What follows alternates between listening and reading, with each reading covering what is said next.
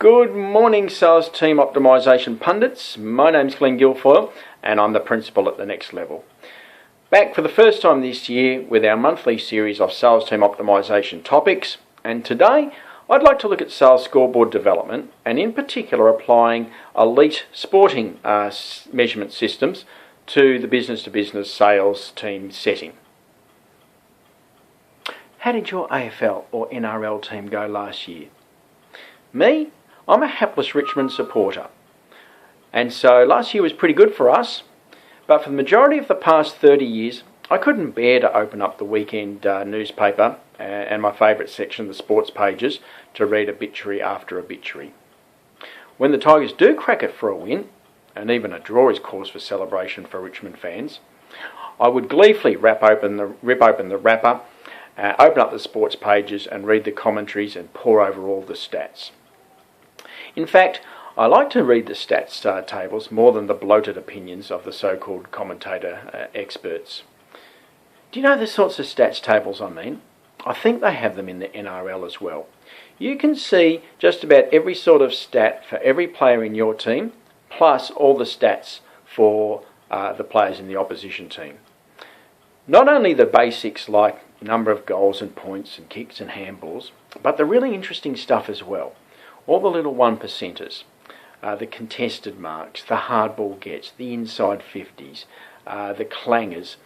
I get a really good sense from reading these sorts of stats which players really made the contribution to the win, which players were serviceable, and which players were frankly the passengers.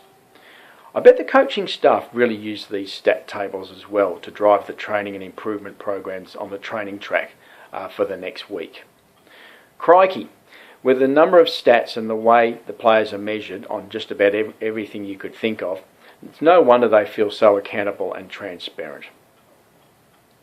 Imagine as sales, marketing, customer service, general managers in B2B Australian sales organisations, if we could measure our teams and team members with the same sort of scientific rigour and sophistication as the elite sporting teams. Well, don't need to imagine. It's happening. The leading sales team organisations are already doing it, and as a result, gaining sometimes spectacular sales results in accordance. For a sales team, the key is finding a way to measure the critical visit activities, both from a quantitative activity and targeting and productivity perspective, as well as a qualitative perspective in terms of the value added to the visited customer or prospect, as well as the organisation as well.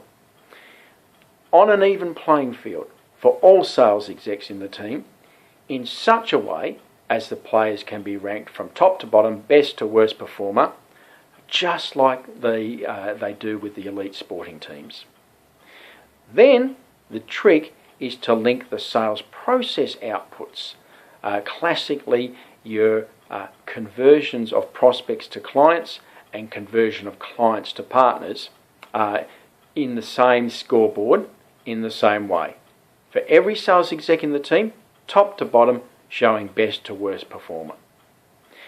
Then the trick is to link those sales process outputs to the financial outcomes, sales to budget, sales to target, sales to last year.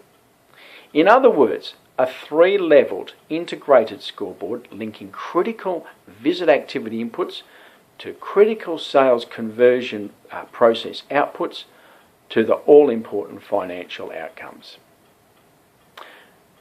If you would like to use a model to help explain this to your team and leverage these sorts of learnings, click here and I'll look forward to coming back next month with our next topic in the series. Happy measurement. Bye for now.